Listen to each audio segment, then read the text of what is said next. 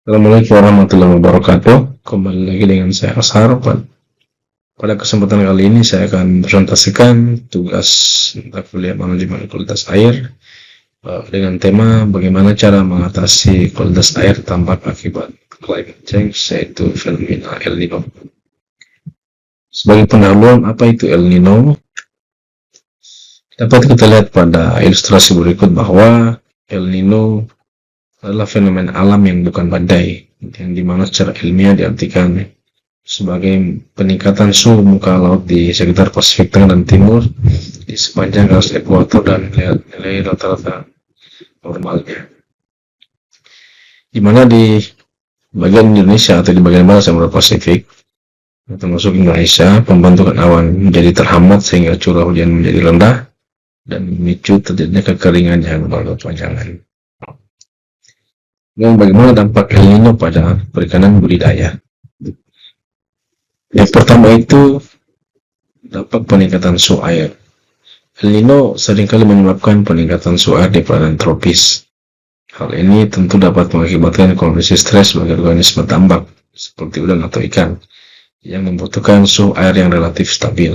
Kemudian yang kedua adalah pola curah hujan yang tidak terduga, di mana dapat mengubah pola di beberapa wilayah dapat terjadi musim kemarau yang panjang dan di beberapa wilayah lain terjadi banjir yang keseringan.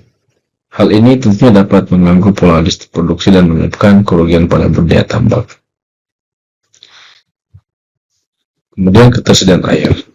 Penurunan pasokan air tawar selama periode El Nino dapat menyebabkan peningkatan salinitas di tambak pesisir. Organisme tambak seperti udang, ikan, atau kepiting biasanya memerlukan konsentrasi salinitas tertentu untuk pertumbuhan yang optimal. Nah, peningkatan salinitas di luar rentang yang diperlukan tentunya dapat menyebabkan stres pada organisme tersebut. Kemudian yang terakhir itu adalah penyakit dan wabah.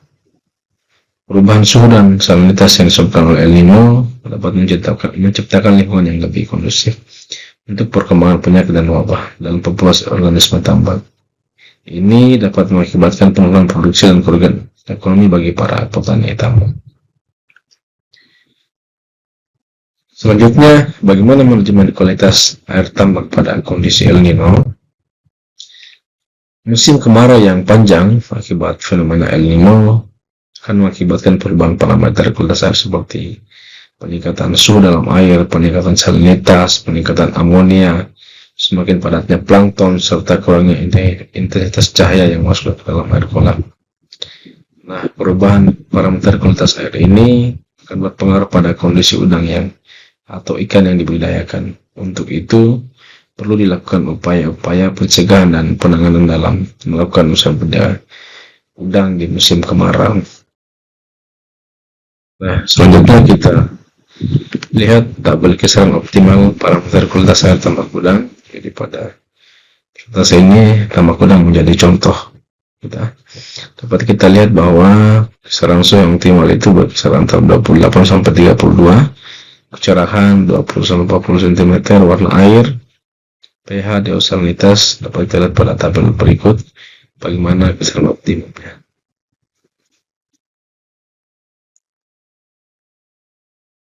Apa yang perlu dilakukan? Yang pertama itulah kontrol suhu.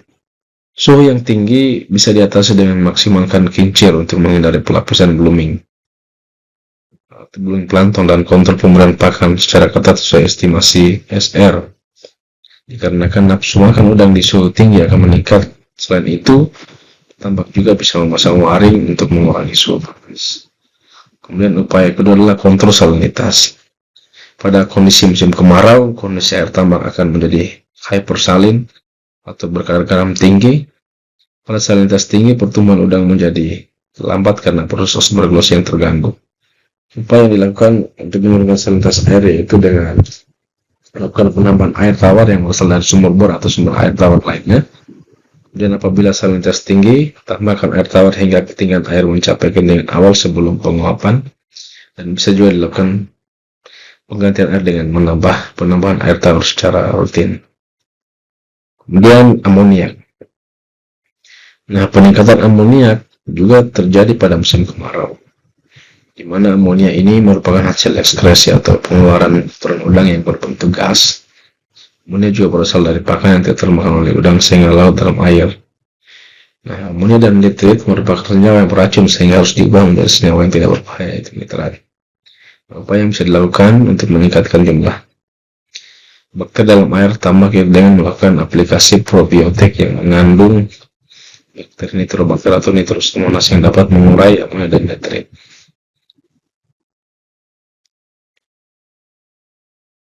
Nah, selanjutnya adalah kontrol pasukan plankton. Plankton seperti fitoplankton yang menguntungkan sangat dibutuhkan dalam usaha budidaya udang.